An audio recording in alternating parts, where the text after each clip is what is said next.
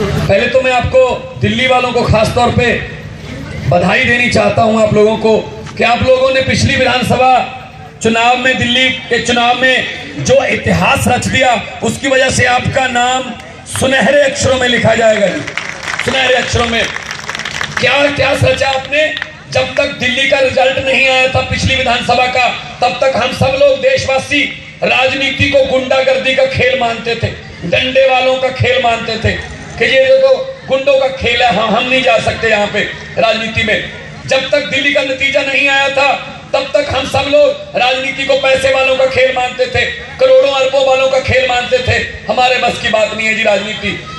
जब तक दिल्ली का नतीजा नहीं आया था, तो हम सब लोग राजनीति को परिवार वालों का खेल मानते थे। जिसका बाप मंत्री है, जिसकी माँ मंत्री है, जिसकी बुआ मंत्री है, जिसका फुफ्फा मंत्री है, उसी को टिकट मिलती है। हम तो लाइन में नहीं लग सकते जी, हमारे बस की बात नहीं है। लेकिन आप लोगों ने दिल्ली में जो नतीजा दिया, उससे सिर्फ देश को ही नहीं, आप लोगों ने पूरी दुनिया को बता दिया कि लोकतंत्र में लोग बड़े होते हैं, नेता बड़े नहीं होते। लोकतंत्र में लोग बड़े होते हैं, नेता बड़े नहीं होते। जो नेता अपने आप को लोगों से बड़ा समझने की भूल कर बैठते हैं, लोग उनको धरती पर उतार लेते हैं नीचे। ये पब्लिक है, सब जानती है। लोग हैं जब चाहे आदमी अर्श पर और जब चाहे आदमी फर्श पर।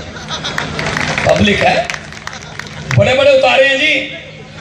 उदाहरण दूं,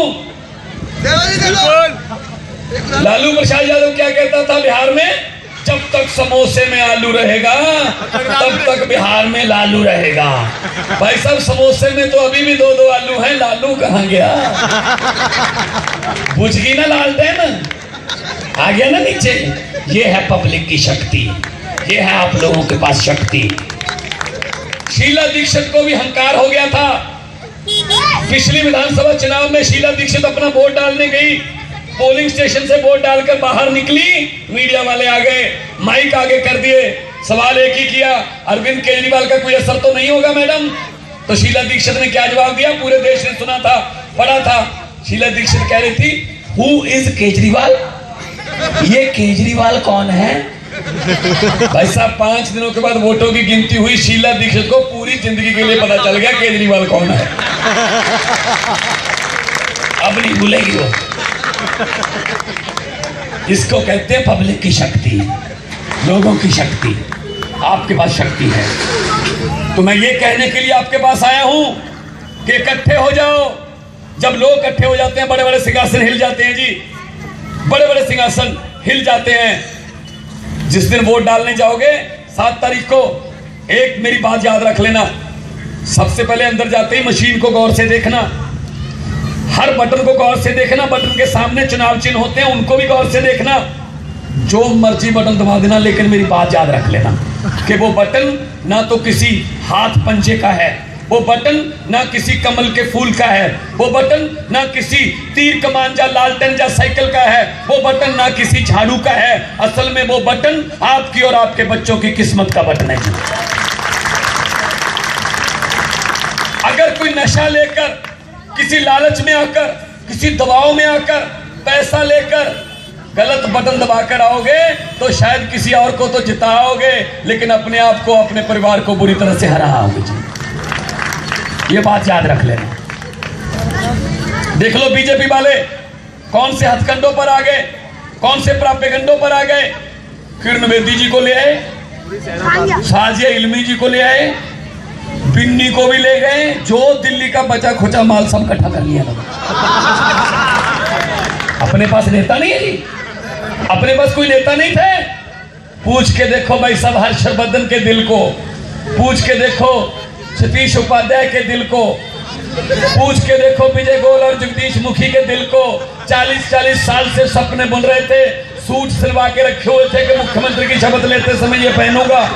भाई सब 40 घंटे पहले आई, सपनों पर पानी फिर।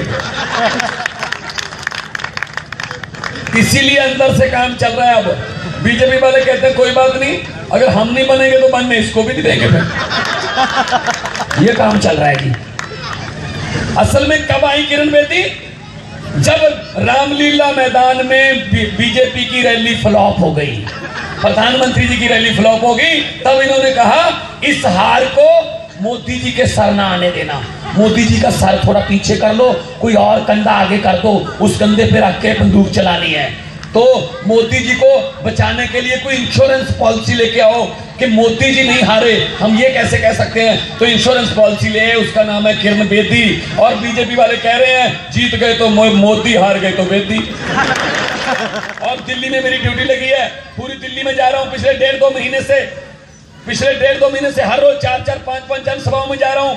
दिल्ली की गलियां छान दी मैंने। मैं पड़पड़गंज गया, मैं शास्त्री नगर गया, कृष्णा नगर गया, सीमापुरी गया, सीलमपुर गया, मैं करोल बाग गया, मैं पटेल नगर गया, हरी नगर गया, तिलक नगर गया, मैं तुगलकाबाद, मैं द्वारका गया, मैं बदरपुर गया, भाई साहब नरेला गया, मैं अभी रोहिणी से आ रहा हूं, आरकेपुरम गया, मैं निगलोई आया हूं।